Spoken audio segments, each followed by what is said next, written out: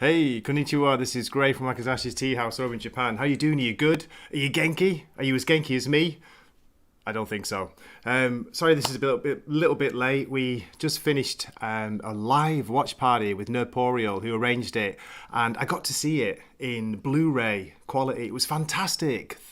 Tell you what, one thing about this movie, the colours. The colours are amazing. And how much did they save for the ending? The colours, wow. Okay, before I go off on a crazy grey waffle, I'm going to bring people in. So, as you can see today, I am Meiko Kaji. Meiko Kaji is the main female lead in this. But wait a minute, there weren't any movies with female leads, were there, before 2016? This was made in 1973. A fantastic year, by the way. That's the year that I popped out with my mum's vagina. So what a great year. What more can I say to that? So first of all, let me bring in no particular order, the one, the only, the legendary Salty Traveling C. Jesus, it's me. I thought you were going to say Hi, Purple Jesus. Valkyrie. Well, it's a gray waffle. No, I mean, and Nerdporial was just in the private chat going, "Did you watch this?" Is yes, I actually watched this, the unrestored version, and Awesome. I have so many things to say about this movie, but I'm just going to say it's great to see you, Gray. I'm sorry you're under the weather, and I look forward to talking about this. Thanks for having me. Thank you. It's great to see you too, man. And yeah, for me, it's the first time to watch it all the way through. I'd seen maybe half of it a long time ago, so I was like, I can't miss the end. I can't miss the end. So I was racing to finish and get on here. But yeah, great to see you, Salty, and you're looking very sexy, I must say. Thank you. I'm not wearing any pants. Yes, I know you like that. I know you like that, Gray. I know you do. That makes me very excited. Let me bring in the next one, the Snowporial Nerdblood. How are you doing? Good. This movie was my recommendation. I saw this on the Criterion channel. The Blu-ray was on sale, so I picked it up. I watched it on my big screen TV, and you know what? It was awesome. This reminded me of Tarantino. Obviously, big fan of Tarantino films, big fan of anime. There were some elements from this movie that I've seen in later anime. Like one show in particular I thought of was Noir, which was a show about female assassins. There was a similar story, especially when the dude dies on the ocean or on the ocean front right there. That was an equivalent scene, and I thought that was great. And this movie is so packed with style, and I cared about this character, and I wouldn't be surprised if the whole training thing in Star Wars, especially The Empire Strikes Back, I thought of Star Wars when I was watching her training segment with that old dude. I don't know why. How bizarre! Nerdporial, how bizarre was some of that training sequence? Yes. So This is weird. my copy, and you know what? There's a part 2. There's a part 2. Awesome. Yeah.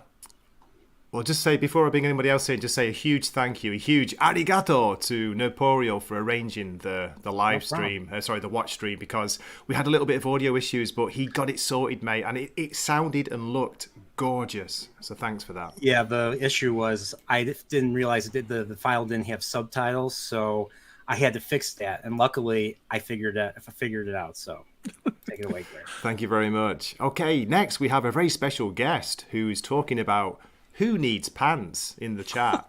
It is the one and only Man of Manetherin. How you doing?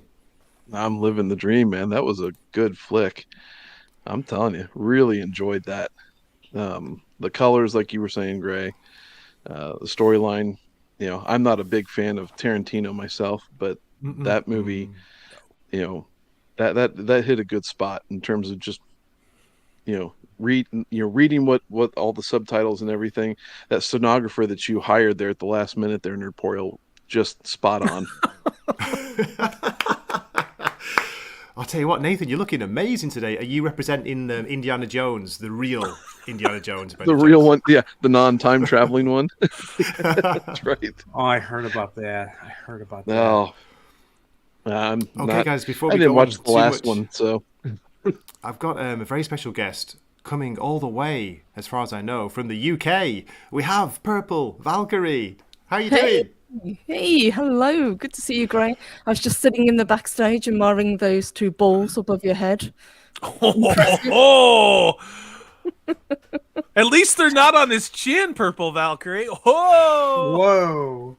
Oh my God, where is this you conversation are going? absolutely correct about women not existing. I myself popped into existence around about 2016, fully formed. So you're absolutely right. Oh, it's great to have you back on. It's been a while, Purple, so really good. And you sounded very Genki, so that's fantastic. Okay, and we have one more guest. It is the kind of legendary in these parts. She's been here once before, but then was never seen again. It is Lady Snowfire. Hey, Hey, how are you? Hola. I'm doing good. Sorry, I Hey. forgot to put on my earphones. Just a second. No worries, no worries. We just Don't watched worry, it we'll together. stop the live stream and wait. It'll be No, I'm good now. I'm sorry, guys. I had to move because I wasn't feeling well, and I've been on my couch, and took me a little bit longer to get all my setups moved over here. But this was such a cool movie, you guys. It was like what? It was a nice surprise. Everyone good? I'm freaking out here. So, Strong guys, you got Good. to bear with me. Yeah, you got to bear with me. I'm freezing cold. I've got the shakes and shivers. I've got a bit of a brain fog, but So- that's just a normal day for me. And salty, Yeah, I haven't that's been just drinking. me. I haven't been drinking. I swear, there's no I don't hangover believe today. I Very rare. So You must really be sick. I have to ask you guys: wasn't Yuki Kashima? Wasn't she a strong female character? Like, did she have all these abilities from the get go? Like, was she perfect? Did she tell everybody how awesome? Did people have to tell her how awesome she was to be awesome? No, Or did she No, go we- through? Did she go through the ringer like any other person would? Especially We now actually that got she's in a a man's training world. montage, didn't we? We got a really good training montage, as you were saying before, Noporio. We got development. We saw her get hurt. She wasn't perfect. She wasn't flawless. She made mistakes. Yep. She got cut. It was cool. It was really well done. I'll just give a very quick summary of the film, guys, and then we'll go for it. It's a 1973. Sorry, Lady Snowblood. Lady Snowblood is a 1973 Japanese film directed by Toshiya Fujita and starring Meiko Kaji, looking very beautiful. It's based on the manga series of the same name by Kazuo Koike. The film recounts the tale of Yuki, a woman who seeks vengeance upon 3 of the people who raped her mother and killed her father and brother. The film's narrative is told out of chronological order, so you got to pay attention. Jumping between present and past. Okay, that's about it. Okay, so I've got no particular order. We'll just go around the table. Salty, you watched this last night or yesterday. Yesterday. Is it? You say it's your first time to see it or not? It's my first time to see it all the way through. I've me seen too. some of the cinematography from this when they were talking about Kill Bill and other movies like that. When you look at the style of Tarantino, now I'm hot and cold on Tarantino. I think, to me, he's done more not so great movies than great movies. My brother gets really angry and wants to hit me with a chair because he loves Quentin Tarantino, and so does his wife. And I can understand that. I can, but for me, I don't know. I like less than half his stuff. I really do. This movie broke my brain to a certain degree, and I'm not going to take a long time. I saw some of the most incredible cinematography and choices of shot composition, like it was, say, a manga novel, and use of primary colors, black, white, red. Absolutely stunningly. And not just centered, but off in ways that were absolutely stunningly beautiful and across cultures. I was 3 years old when this movie came out. And yet you can look at the shot composition and in some parts of this movie, the soundtrack and the period piece music. And I was absolutely captivated. And then they lost me.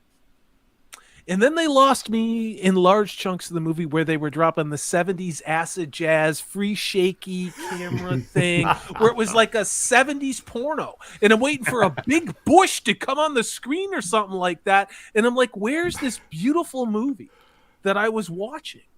So that's all I'm going to say. And I'll let someone else talk. Oh, that's great. That's a great summary. Good to hear that. Good to hear your take. And yeah, I'm the same. I only saw it like halfway through before. So let's get the organizer of the watch party, Snowporial Nerdblood. Please let us know a little bit more about why you like this movie so much. Why you bought it on Blu-ray. Well, like I said, I've been following a whole bunch of Criterion style artsy fartsy films. I found a lot of them to be interesting because I'm weird like that. But like I knew about, I heard of Lady Snowblood through, through Kill Bill, obviously. And Yeah. it's one of those movies that just kind of eluded me for years. So I finally bought the Blu-ray right here, and I watched it, and I was just so enthralled with the story. With the one thing I did love Kill Bill when I first saw it. Kill Bill was probably the first Tarantino movie. Volume 2 was the first Tarantino movie I saw in theaters, and that pretty much got me into Tarantino films. I mean, between that and when I was a senior in high school, like I was in film study class, and we saw like 2 of the Tarantino films, and then one day I think we were done with AP Physics. We watched last month, May, we were watching Pulp Fiction. So I saw like 3 Tarantino movies. I saw all 3 Tarantino movies that year. So I saw 2 of them in film study, and I saw one after AP Physics. And then a buddy of mine saw Kill Bill Volume 1, so we bought that. And I never saw anything so violent as Kill Bill Volume 1. My parents watched it with me, and my parents were like, "Oh my God, what is this movie?" And so like I was just so excited for Volume 2. I saw Volume 2 in the theater. It was totally different, but Volume 2 had a lot of great character moments compared to Volume 1. But I wanted to see this movie, Snowblood, and just like the how Tarantino split this movie into chapters, I just loved how it just went the very non chronological order route. We got to learn different things. We got to learn different things about her character. We got to learn her motivations, and of course, we got to learn about her mother and what happened to her mother. And of course, you see the shot with her mother looking up and looking like she wants to murder them, and you see them looking down at her. That reminds me of the 4 from Kill Bill looking down at Uma Thurman and everything. So. But I thought the music was great. One thing about 70s period pieces like this, the same issue happens in Lone Wolf and Cub, where you hear that disco-y or that funky 70s music. And you know what? Porn. I don't have a problem 70s with that. porn It's music. I don't have a problem with that. It's just so Me it's neither. just something I'm used to that in 70s movies. And Have you seen 3 Days of the Condor, Nerdporial? No, I haven't. So what tripped me out is it's like they literally lifted the soundtrack from 3 Days of the Condor, which came out a couple of years after that, interestingly. But watch 3 Days of the Condor. I would love to have you guys come on my channel. Let's watch 3 Days of the Condor. It is one of my favorite movies, but it has that same boom chicka wow wow boom chicka. And I actually saw the gentleman who wrote the soundtrack for that. It's a famous jazz musician, and before he died in a small club. But yeah, it's a little startling in a Japanese period piece. That's all, Yeah, I mean, okay, guys. Before we go on too long, let's bring in the next one. It's Nathan, a man of Maretheren, who's here for the first time in a while. Great to see you. What's your initial take on the movie, Nathan? I thoroughly enjoyed it. You could follow the storyline. Even, I'm not huge on subtitles. I'm getting better at them. But you could follow the storyline even when you had to look away and doing other things. It was just a pretty basic plot. Mm-hmm. But again, the visual contrasts are what is the most striking thing out of this. She is the main character is always contrasted with everything, and very brilliantly so. Like even in the scenes where she's always wearing white for the most part. And even in the scenes where she's walking through areas where there are white buildings and other people in white, they're always a contrasted white, and hers is always the most brilliant there. I mean, it's like almost, I would think, symbolizing the purity of her mission, to of vengeance. Well, doesn't white in Japan isn't it a symbol of mourning? Am I right? I don't know. Yes, you're right. I tried to think then. White. Yeah, it is. There you go. It's sort of like the death color. Yeah. That makes sense too. and she always has this severe look on her face. I mean, she's just, totally dedicated to the mission. So there's no real love interest that creeps up really. It's just, it's a basic thing. You don't have to sit there and have this thing based on sex or anything. It's a mission. It's, about achieving the goal. And they achieved it. It won me over. Do you want me to block that Prophet of the Dragon guy who's Shall we boot him out of the chat? Yeah, I think we got a troll. Anybody who's a mod want to block that Prophet of the Dragon guy? Prophet, isn't he the one that likes Dokken too? Dude, he's the one who got me into Dokken. Yeah, Prophet, I figured. Yeah, Prophet of the Dragon.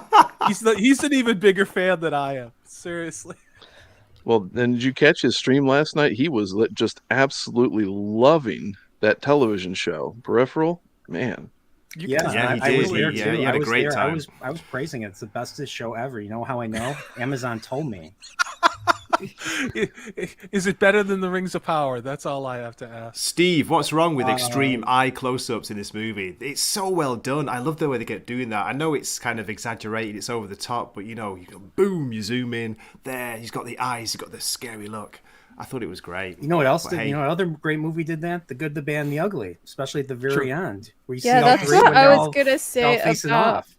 the music. Was that it did remind me of spaghetti westerns, so it would be interesting to see how this fits into the chronology of like spaghetti westerns, because that was the first thing I thought when the music started coming up. Is it reminded me of like Like the the, trumpet, it sounded very Morricone. It did yeah, sound very Marconi, and the Good, the Bad, and the Ugly, and Fistful of Dollars, a few dollars more. Mhm. Let's get through the lovely, brilliant, talented women who are on our panel, and then let's talk about let's bring in because I want to hear Purple what these Valkyrie. ladies have to say. So Purple, like we didn't speak before this started. Have you seen the movie before? I hadn't actually. No, it's a Okay. film that I'd heard about, but I've never actually Yeah. watched. So I was glad to finally sit down and get to see it. And I liked it up until a point. There was an ending that really should have been ending, and then it Yeah. continued for another 20 minutes. Did you get the feeling it was almost like Yes. they dropped another film on top of it? Another, Yes. Yes. like an afterthought. Yeah, me too. Yeah, once you got to was it Anoko? I believe that was the female that she was chasing at the end. Yeah. You think that's a really satisfying ending. Okay, that's great. And then it goes on. I was like, oh, okay. That's more of the film. Structurally in Japan, is there more of a 4 or 5 act play as opposed to a Western third grade? Just as a quick aside, I just was I wondering. haven't noticed, no, as far as I know. Okay. It's pretty much Sorry. standard. They Didn't mean to modelled it interrupt. after us, after the West, I think. But yeah, what was weird as well, to me, it felt like they'd almost used all the budget at the end of the movie. Like maybe they filmed that first. It was so much was going on, so colourful and bright. And then the rest of the movie was kind of very, restrained compared to that. It was very strange. Anyway, sorry. So Purple, you enjoyed it up to that point, yeah? I did, yeah. I loved the cast. I thought you guys were talking about the music and the cinematography. It was great, but for me, it worked better as a period piece. Once it kind of Yeah. jumped into the modern in the last like 20, 25 minutes, it kind of lost me. To be honest, was it felt a weird. little bit weird. But I haven't read the manga, so I don't know. Is that how the story continues, or is this something that they added for the film? Yeah, I don't know about that. Maybe, I don't know, Nerporial might know. Has I anyone think, read the manga? I have not, but it's basically it goes by every kill she does is a chapter. So the leader, the guy was the leader. The one that she kills at the end was the leader of their little band, so to speak. So that's why she got him last. She wanted to get him She wanted to get him earlier, but he faked his death. The guy was a politician, I believe, or he was a backer of politicians. I forget exactly. Sorry, I've just got to bring up Lady Snowblood has got to leave. She's not doing so good.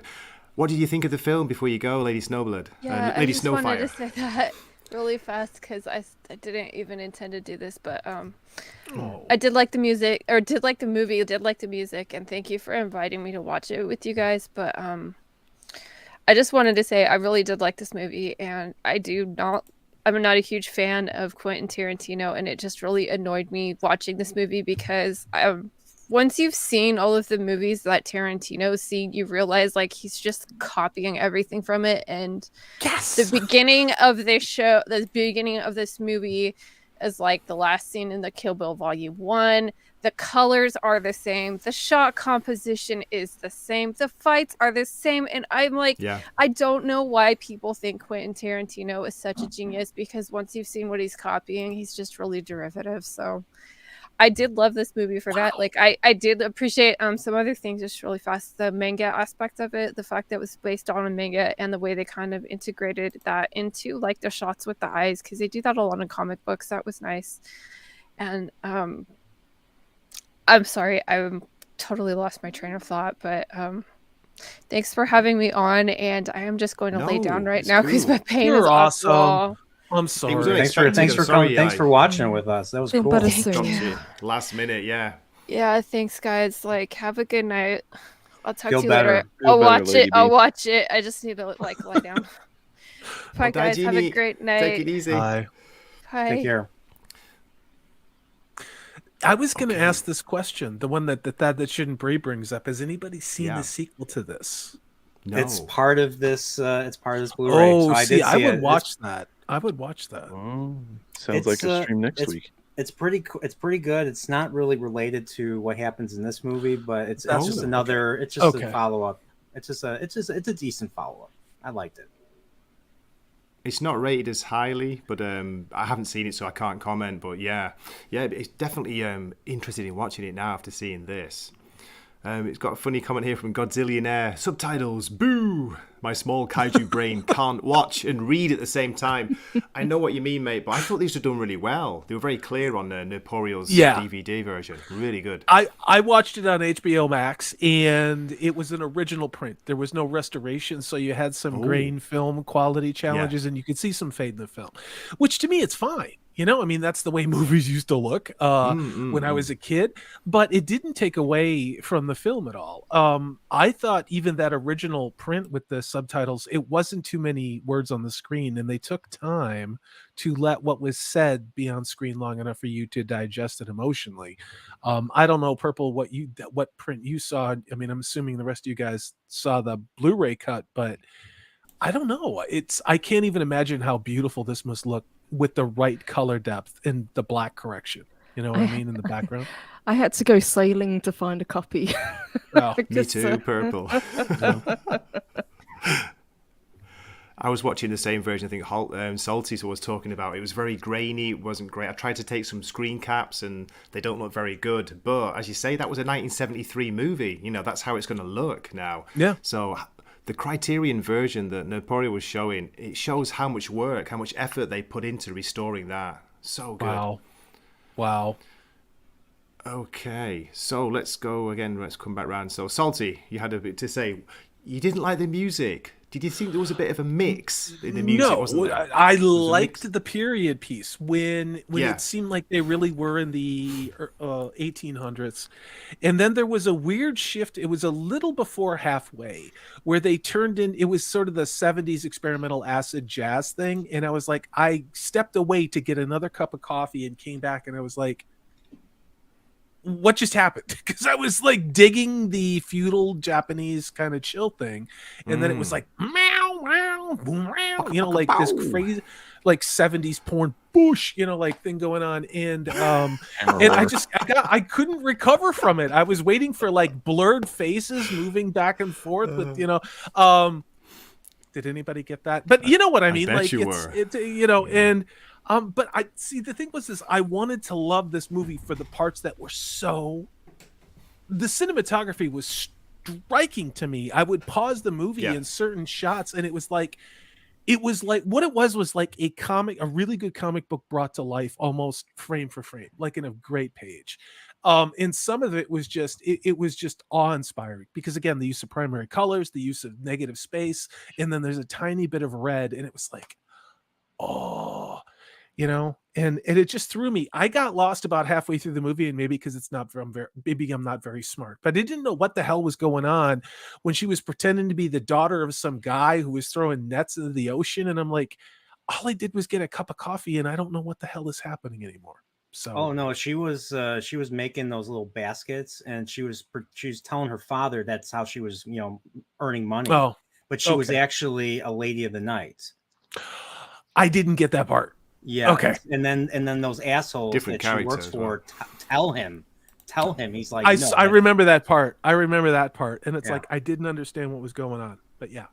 I loved how she like, they were about to kill him because he was there. I forget what, I don't know Cheating what at game cards. I don't know what game they Yeah. were playing, but he was cheating, and they were about to. They're tormenting him, throwing knives at him, kind of That like was awesome. poor Gizmo, like in Gremlins 2, I think, or Gremlins 1, I don't remember. But Yeah. but they're about to kill him, and then she comes in and she's like, "Don't kill him, just don't kill him. It was my fault and everything." Don't kill him. Yeah. And she just did that because she wanted to be the one to deliver the blow. So like throughout the movie, when you see like her miss an opportunity, like it's a very emotional thing for her, especially like, when she sees that one dude's grave and everything. Yeah, this is the shot right here that just spoke Kill Bill to me right there. Oh yeah, there were so many shots, especially with the bad guys all together, where I was just thinking about Kill Bill 2 and Kill Bill 1. It was interesting how they at least they gave the mother a kill. They gave her a kill. I forget which dude it was. I think maybe it was the dude, the dude on the bottom there. I think he was the one that she killed. But they gave the mother a kill. But that's the reason why she was in prison. She got caught and she couldn't, carry out her vendetta, her revenge. So I thought this was interesting because I thought this would be just like Kill Bill, where it happened directly to her. But no, it happens to her mother, who she never truly knew, but yet she knew. But because of the midwife, and because of the fact that one of the midwives raised her and took her to that one Shinto priest. I think he's Shinto. Is he Shinto, Gray? Yeah, as far as I know, yeah. To be trained in everything, she learned the entire story through them, and it became her vendetta. So I'm just curious if her mother's soul kind of took over, like they were, artistically saying during the birth. What do you all think, guys? What made it a little bit more confusing was it was shot out of chronological order. It was kind of moving back and forward, wasn't it, in time and space? So I kind of lost the plot a little bit as well. You had to pay attention, Salty, like you were saying. You had to be there. Purple, how about you? Did you have any problems with keeping up with what was going on and who was who? Not so much with who was who and what was going on. It was just Okay. as I said, when it got to what I thought was a very satisfying ending for the film, it continued. But the one thing I was going to ask you guys, if you can confirm, what was with the inordinately high blood pressure that everybody had whenever they got sliced and diced? The blood just sprayed absolutely everywhere. And the blood was thin too. Yeah, the blood was extremely thin. It was like red. It was like red water. Yeah. Because that was the 70s. That was I think the same thing with Lone Wolf and Cub. Yeah. Same, and that came out I think a couple years before. I think it's 71. Okay. That's another great. Now that's another one that has that funky. I mean, it has period piece music, but it also has that funky. I think it also might have that funky porn music. I haven't seen enough Japanese films from that period to comment, but I think it was a stylistic choice at the time. Totally exaggerated, of course. But I tell you what, the difference between the original version, the grainy one that we watched, Salty, and Noporiel's version, when you saw the colour of that blood, it's so over the top, but it's kind of like almost coming out of the screen. It just pops. It was so cool. It wasn't as opaque as the 70s then, because the 70s blood was kind of like pastel paints. So I can see why the Criterion blood, that would be a great thing to update. Yeah. I'm not sure if I remember. I don't think they used, did they use a whole lot of red other than the blood? Or I know like at the end they had that, they had those purple curtains, I think, or those purple. Only the one guy's daughter. Oh yeah, she was wearing red. She was wearing red too. So like because in Jaws, like Spielberg would not let them use the color red at all in the movie unless it was unless there was blood. Okay. So and also at the beginning with the mother and the ladies that were helping her in the prison baby. Yeah. Oh yeah, Nathan, good catch. They were all dressed in red, weren't they? Yeah. So I'm curious. I need to look into that. Why they made that decision to dress them in red, and they dress the daughter of that one guy in red.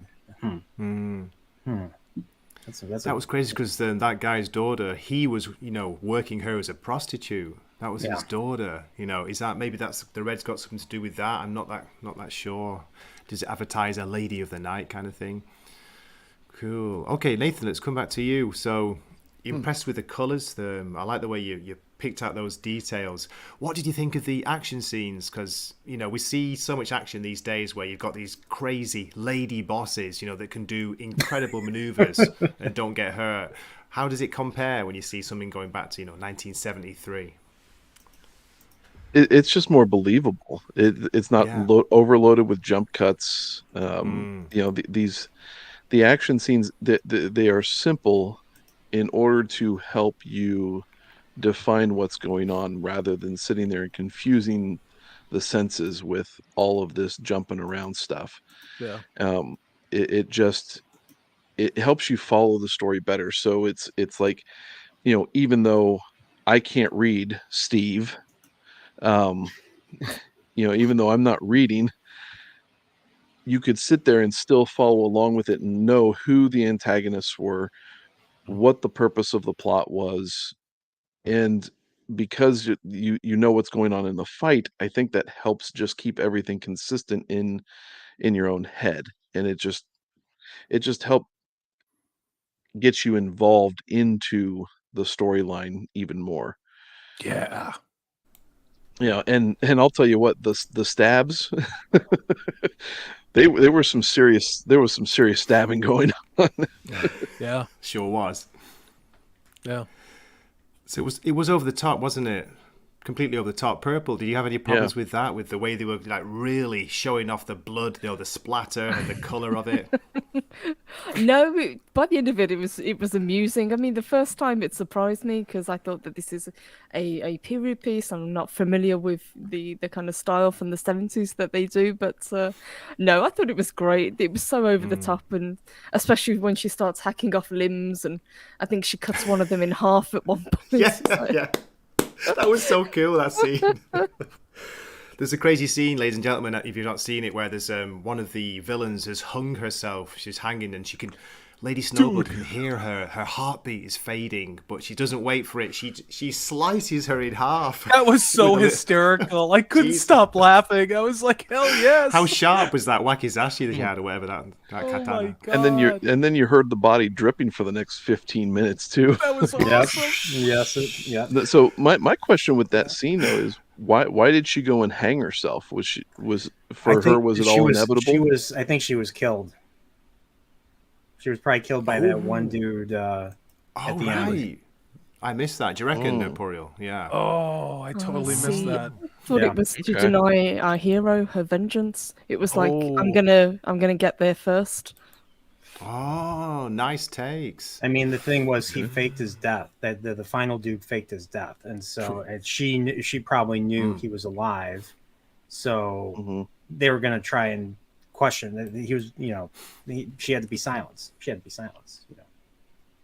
that's what villains do. That makes sense. That's a great point. Yeah. Great point. Let's have a quick look. Okay, Salty, let's go back to you. Here we go. Oh boy. So, anything that stood out as a favorite moment or favorite scene that really caught your eye? What was really powerful was in the beginning in the prison with the birth, and the mother and the bitter sorrow of her telling this story, and then it's showing, the dopey looking dude who's wearing all white, and they're going on a picnic, and he's the new schoolmaster, and he comes across this trash, these draft dodgers in the woods who then accuse him of being a tax collector or a draft guy, and then stab the hell out of him, and then brutally and savagely take his wife against her will, to the point where she even says she doesn't even know who the father of this child is. Whenever they went back to those prison flashback scenes where she's in prison, and then she talks about being a bitch in heat because she had sex with every man and every guard in the prison, and it's like this woman is so damaged and so angry and so full of hate Yes. I mean, and what I tried to take away from that was she was desperately trying to get pregnant so that somebody could revenge her. That's what I thought. I didn't know if it was that or she hated herself because of what had been done to her It's probably against her will. You know what I mean? It's like, was it her way of having power to be promiscuous, or was she trying to get pregnant to have a child that could, because she could never get out of prison? I think, that's the part I couldn't the get. movie explicitly states the latter. But Okay. I think, but based on what you said, but I think there's some of the former in there as well. You know, Yeah. So I haven't read the manga, so I don't know. But I think the former is also there too. Yeah. But yeah, like that scene where she's being being violated. You know, what other movie I thought of? I don't know if Mr. Eastwood saw this movie and kind of borrowed from that. But have you ever seen Unforgiven. Sudden Impact? No. Sudden Impact, the fourth Dirty Harry movie. There's a scene where Sandra Locke, who plays a victim, who she's basically a vigilante. She was a rape victim, and throughout the movie, she goes around killing her. You know, it's another revenge story. But there's a similar scene where she looks back, and we get a similar shot where she's looking up at her rapist, and she's being tormented. I don't know if anyone's seen that movie, but I liked it. I like Sudden. I haven't seen it in years. That came out in since it '83. came out. Yeah, like I saw it on VHS. I think Reagan was still president. So yeah. She went crazy after all the men because, as Lady B pointed out, she wanted to have a baby. She'd do anything to get a baby because she knew she wasn't going to be able to get revenge. She's locked up in prison now for life for murdering one of her assailants. So she wants a baby, and she's hoping to have a son. But it turns out, she gets this beautiful little daughter who gets... it's snowing when she's born, isn't it? And the snow falls on the baby's face as she's crying, so she calls her Yuki. Yuki is snow in Japanese. Beautiful cinematography. It's a beautiful setup, isn't it? What a start, Salty. It's almost like the replicants with In the Rain. Like Tears in the Rain. You have to wonder if there wasn't some of that Ridley Scott maybe borrowed some of this iconography too. I don't know. But I have one more question. I'll shut up.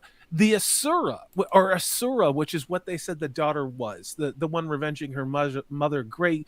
Not to make you responsible for all things from Japan, but does that have a term or a word or a connotation that maybe you can explain to a gaijin like me? They kept using the word for, it's a mixture of revenge and vengeance. Okay. It's Japanese. So that I think that's Utsuru or Utsura, what they kept saying. So Asura, sometimes she said, people asked her, who are you? And she says, I'm revenge. I'm vengeance, like Robert Pattinson in the band, but she did it so much better. She did it first. Pat Bush. Yeah. Pat Bush. Oh my God, I've got There's a big one difference. I remember this purple. movie. I don't remember the Batman that well. Really? Yeah. What movie are we talking about again? All I remember from the Batman the probably is that bum, bum, bum, bum. That's it. Sorry about that. Purple, I was going to bring you in to try and control Salty. He keeps bringing up Bush for some reason. What the hell is going on there? You're the one who said Bush. I do have one question. Bush. I do have one question. The birth scene in this, compare this to the birth scene in House of the Dragon, or the birth scenes in House of the Dragon. Now, too bad Lady Balefire's not here to make a comment, but this was done in my opinion, done in much better taste, and the mother actually, cared about the child for herself. I don't know. Yeah. It more likable. I don't know. It made her more likable, in my opinion. I just couldn't help seeing this and thinking of House of the Dragon.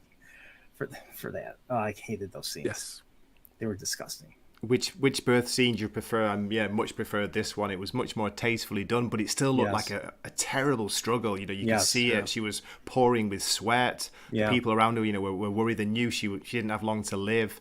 She just had to try and get this baby out. So, but what conditions to be born into? Born into a prison. Yeah. Okay, let's have a quick look before we go on. What else have we got? So, Nathan, how about you? A favourite scene or a favourite moment, or just something that stood out from it for you? I was going to say that when we in line with also the birth scene, when she was being taken by all of the men in that group, I can't stand rape scenes personally. I find them absolutely abhorrent.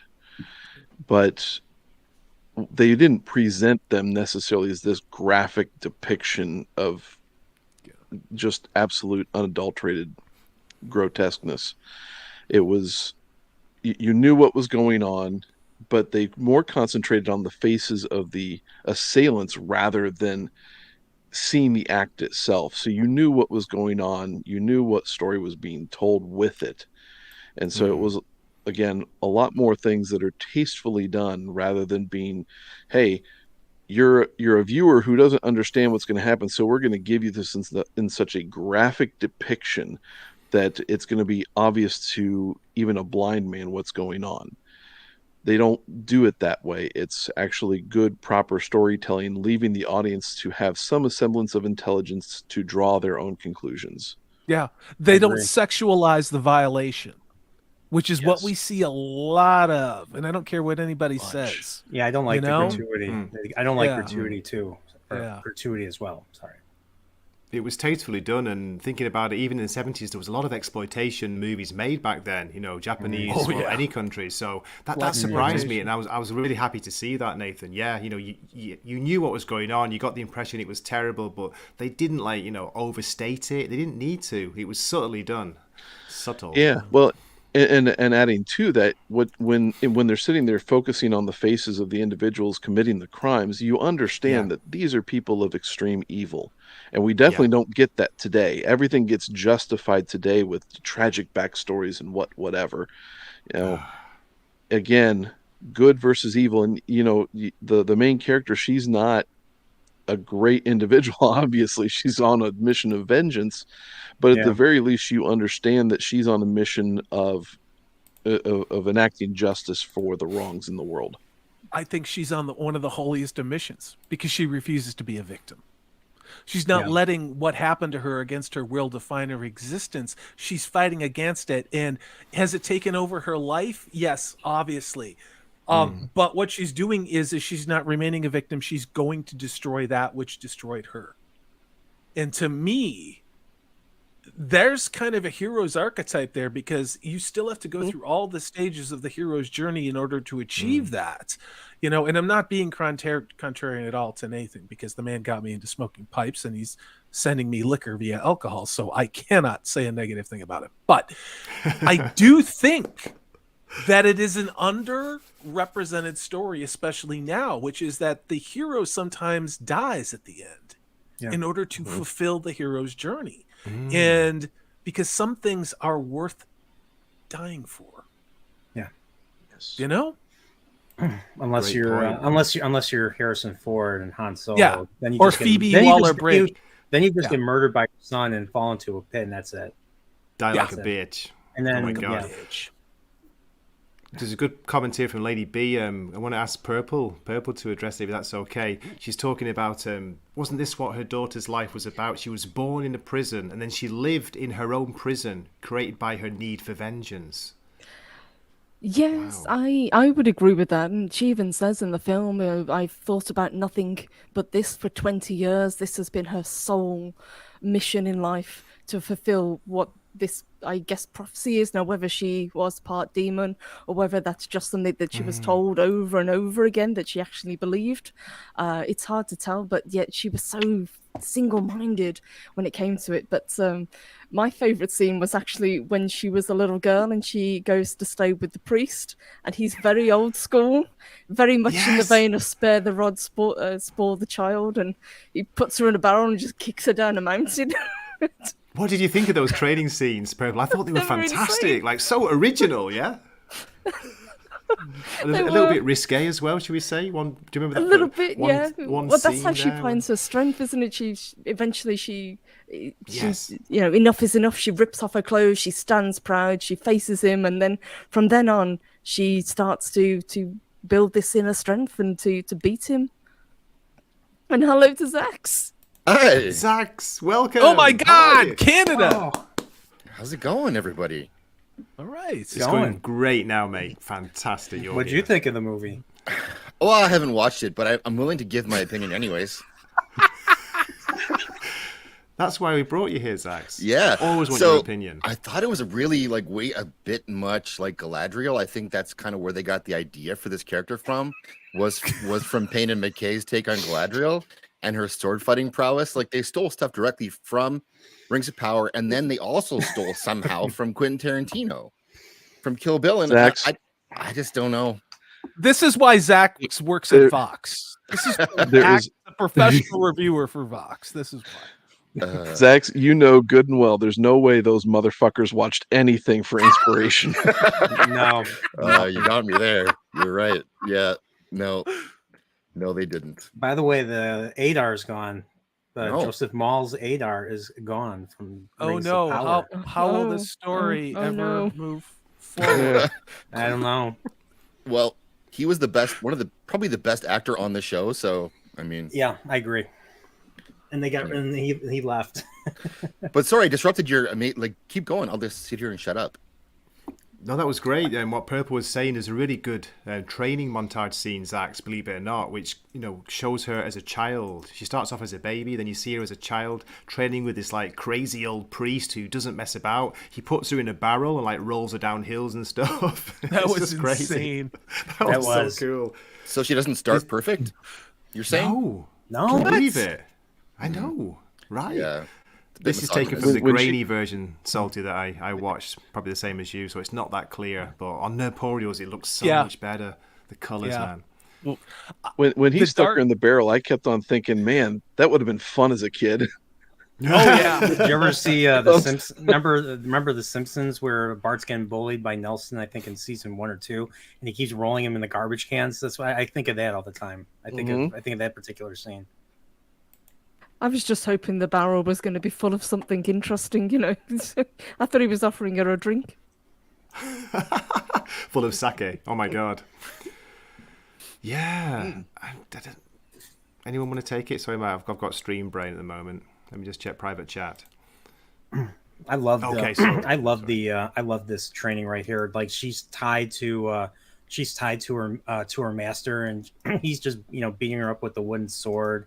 Knocks her in the pond, and he's like, get up. But just gives you insight into what her training is like, and that's what, and to kind of set up or kind of explain to the audience why she's so good at what she does. Can you imagine these days them showing this kind of training scene, especially with a child, putting a female child being basically bullied, and beaten by a male master? What are she'd be lecturing him. She'd be lecturing him. She'd be telling him what to do, just like Ray and Luke, or I mean, sorry, Jake. Excuse me. Sorry. You're doing it wrong, Master. Yeah. This is how you're supposed to do it. Give me that sword. Right. You toxic male. And when was the last movie that's been made that actually had a training montage, regardless of male or female? For a movie. Good question. I was going to say Rise of Skywalker, but that's not a movie. That doesn't count. They only did that posthumously, didn't they? Because they didn't put any kind of training montage in what was it called? The Force Awakens, something like that. Oh my God, we better show that Rey does train, because people were criticizing it because she's already started super powered. Yeah, that killed that really killed that final part of the movie. Balls of Fury, last good training montage. Balls of Fury. Is that good? So I've not seen that. Well, that's that one with that's before not Adam Sandler. Who's that other one? The fuck is his name? You guys know what I'm talking about. The one now I have stream brain. Creed had a training montage. Did it? Mm-hmm. Oh yeah, that's a good one, Zax. Creed and Creed 2, which they copied from Rocky 4, didn't they? Creed 2. I was thinking Rocky. That's all I can think of when you say training montage. All I can think of is Rocky. I know. I was thinking Eye of the Tiger, man. Survivor. Rocky 3 when they're dancing in the water, all with the guns out, and just them hugging each other. I mean, very, very, very, boys. Very, very. When you think about that, Zax, though, I mean, how long ago was Creed? That was like 7 or 8 years ago, wasn't it? The first one? Really? I think the first one was 2015. Wow. It's not a film, but Yeah. Cobra Kai has some pretty good training montages. Yes, that's Oh. true. That's I was true. thinking That's that, true. yeah. That's That- true. Good call. Good call, Purple. Yeah. Yeah. What else? Do we see anything? We don't see much else do it. No. They did one in The Witcher with Siri in the TV show. They did do that. It wasn't a very long one. Ooh. She didn't You're have to right there, improve Zach. much, but she did. No. Was she telling Geralt how to be a better Witcher? No. They didn't screw that part up, really. They just didn't have him in it very much. That's where they blow the books. They really do, because she has to earn things in the books, and she makes mistakes in the books, and she gets hurt in the books. You know, Yeah. she has to kind of evolve. That's why those books are great. Mm-hmm.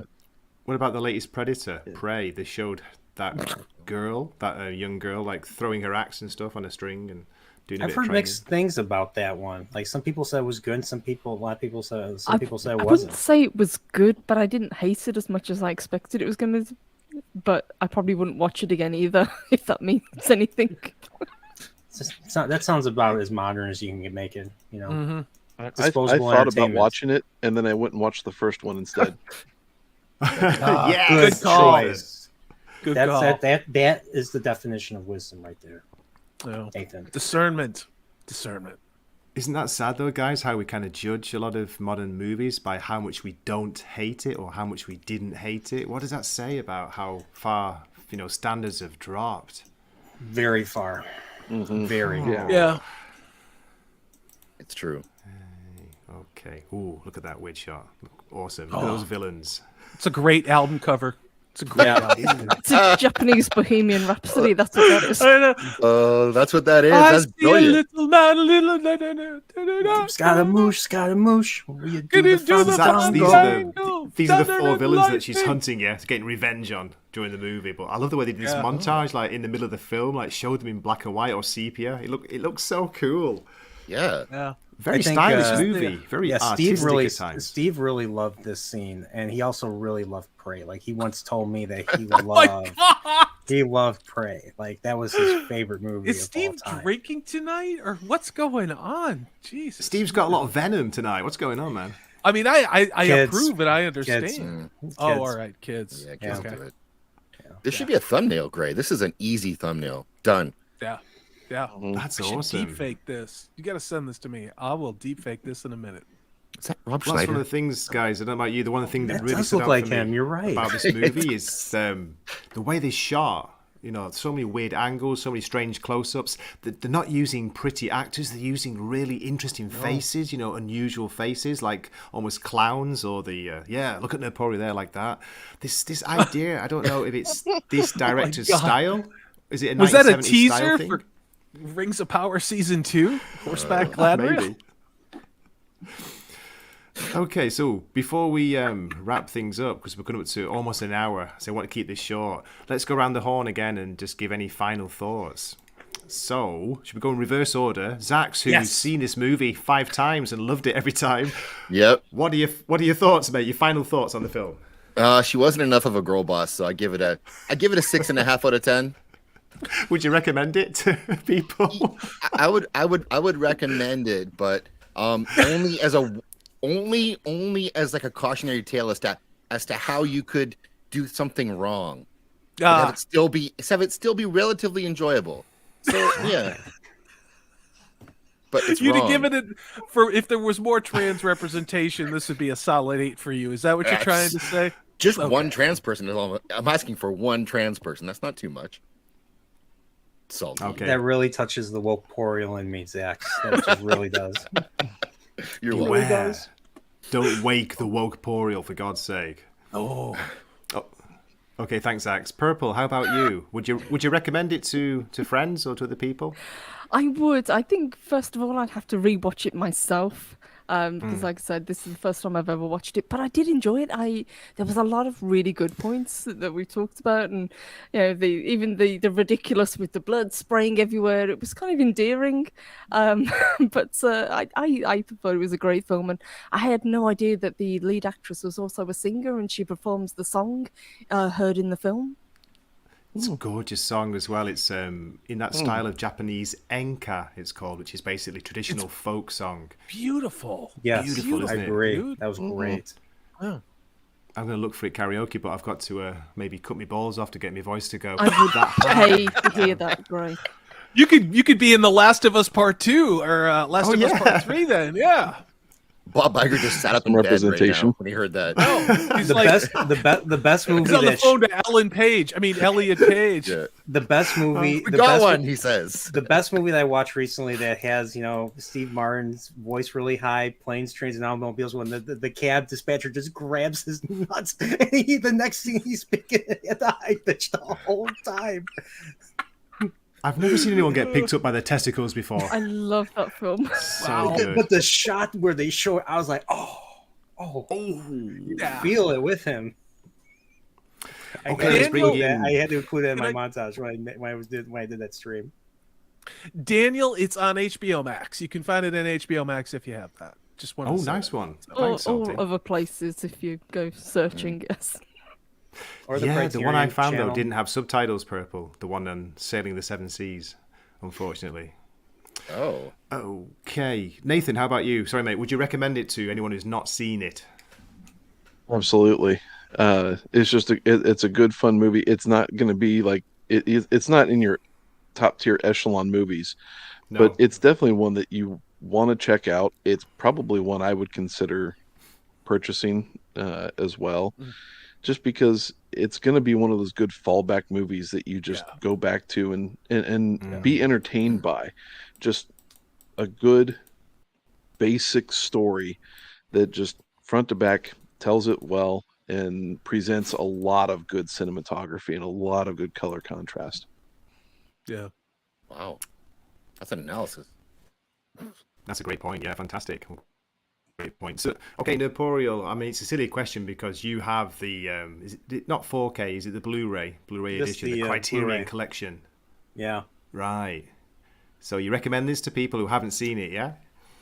I absolutely do. It's a very fun movie. It's a very fun revenge movie. I found it very compelling.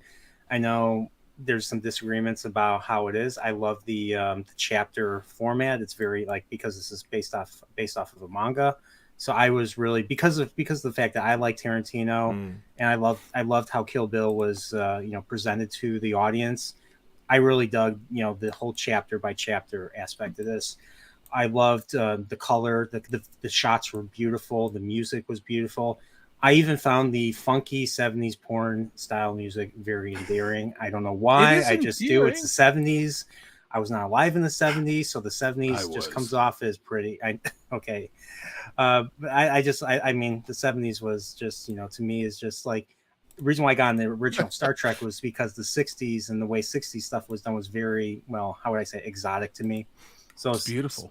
And it's beautiful. I love I just love the character. Like, her character is believable, likable, and we learn quite a bit about her. We get to see her journey, and plus I just freaking love revenge tales. They're freaking awesome, dude. Right? Yeah, I like, and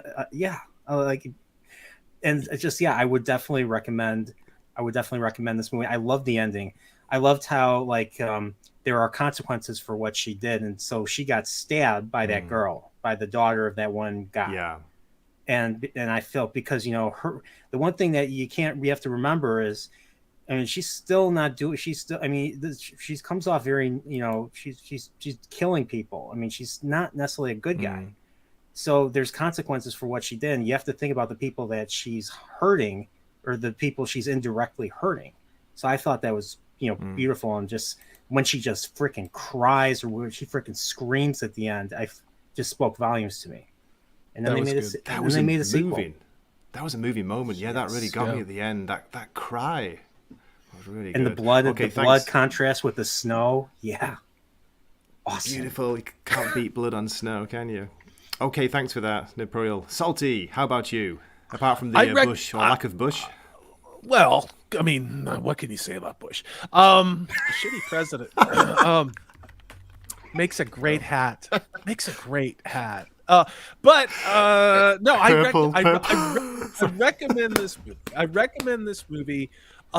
Just, I mean, two things. Understand when you watch this, you will have a reaction, and you will see where not just Tarantino, but a lot of Hollywood directors were inspired. You could say that, or just stole, depending on how you want to look at it.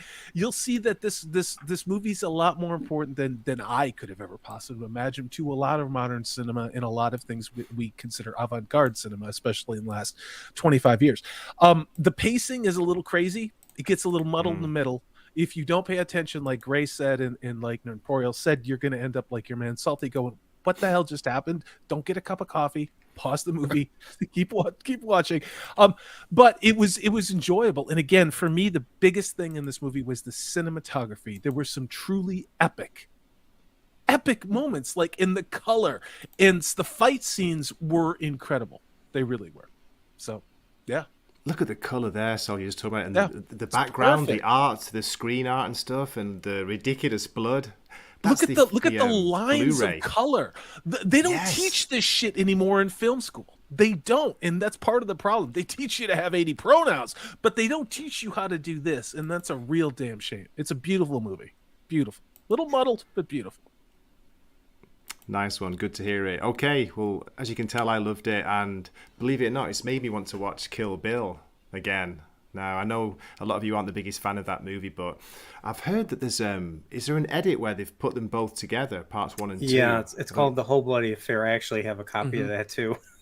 Is that any good? Is that worth seeking Your out? Portal has everything.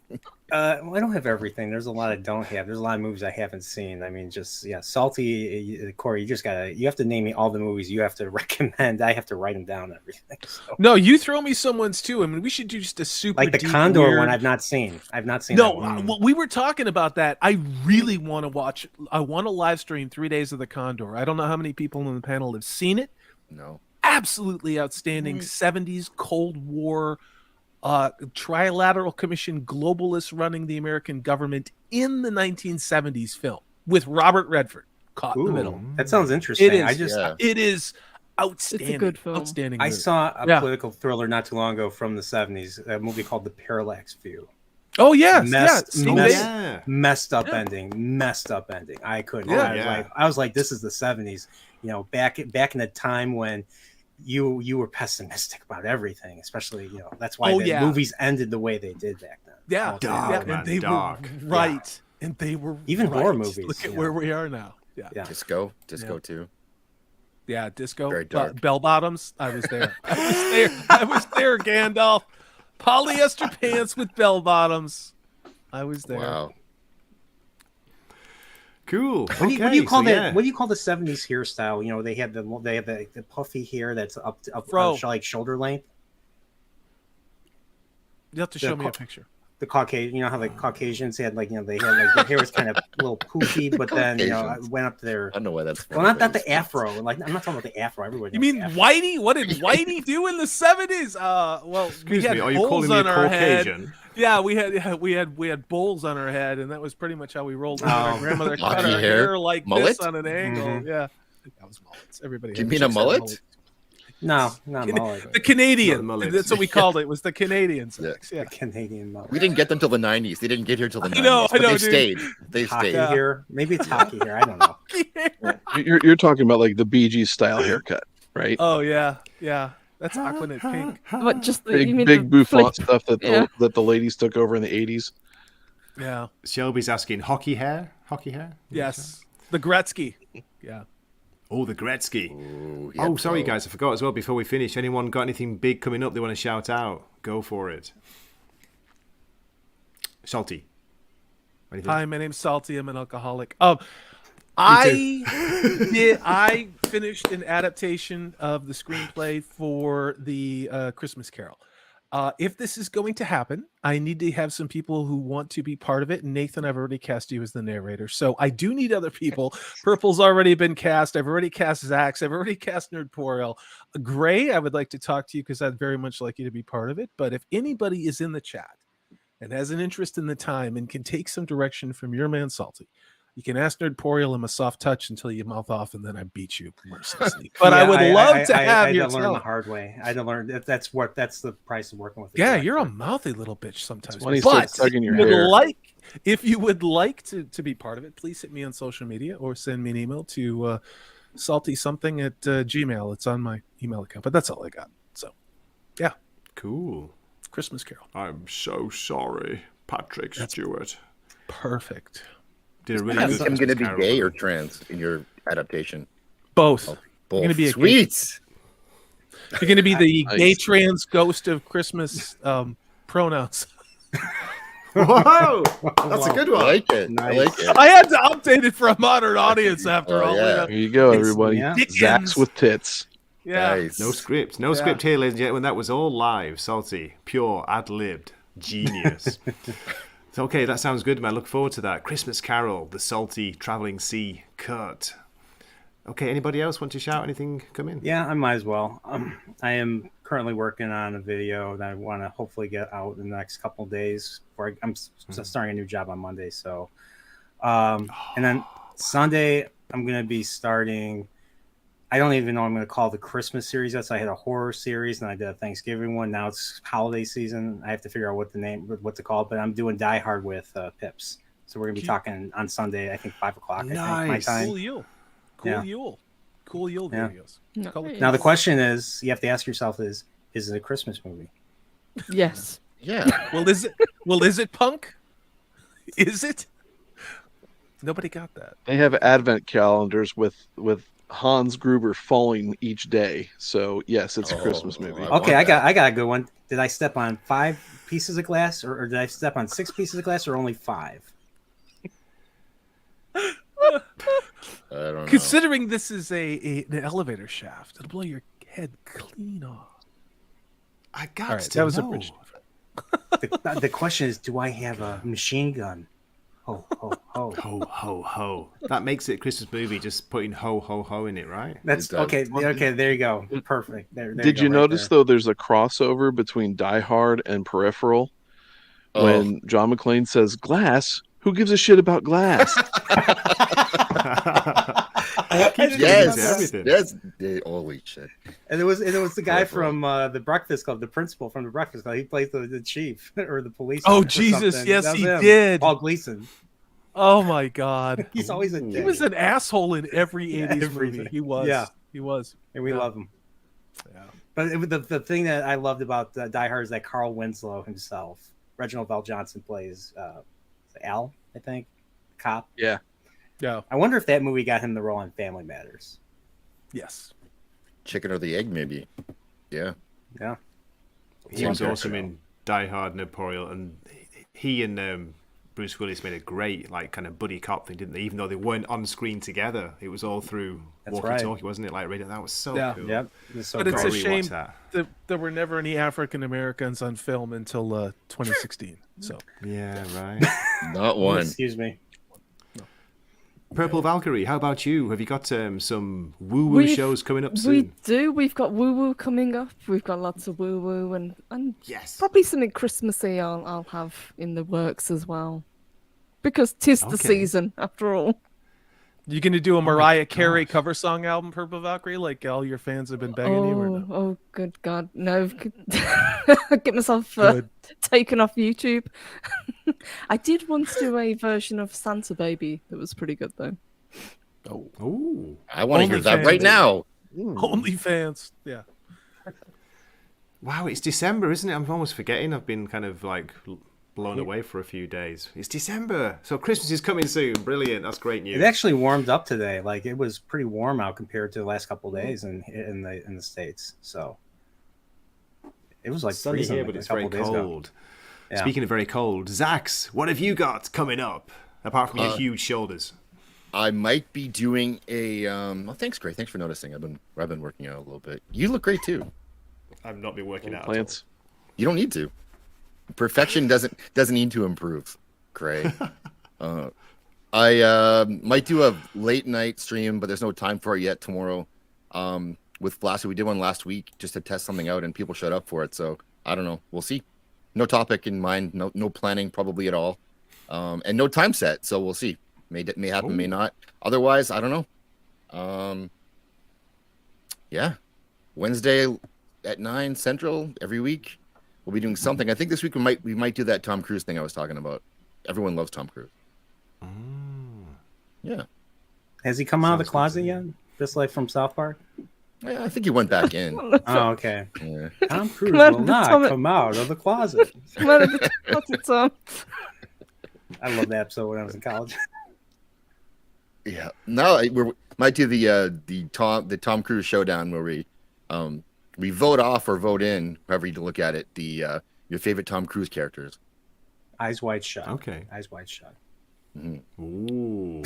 Last Samurai, hello. Controversial. Last Notorious. Samurai's up there. Eyes Wide Shut, he's just playing himself, isn't he? He can't talk about it. Yeah, pretty much. He can't talk about that on YouTube at all, really. No one can. So Nobody Eyes can. Wide Shut didn't happen. Okay, on that note, should we finish things up? So, thank you so much for watching, ladies and gentlemen who are out there. Really appreciate it. This has been a great chat with some great YouTubers. Good to catch up. Good movie as well. Really recommend it. Give it a look. When you see it, if you've seen Kill Bill, you'll be like, hang on a minute, this looks very familiar. So, yeah, it's probably worth watching them both. And hope to see you in a future video. Let's Get it say back going. goodbye. Matane. Good night. Oyasumi. Wakizachi's Tea House. Please subscribe.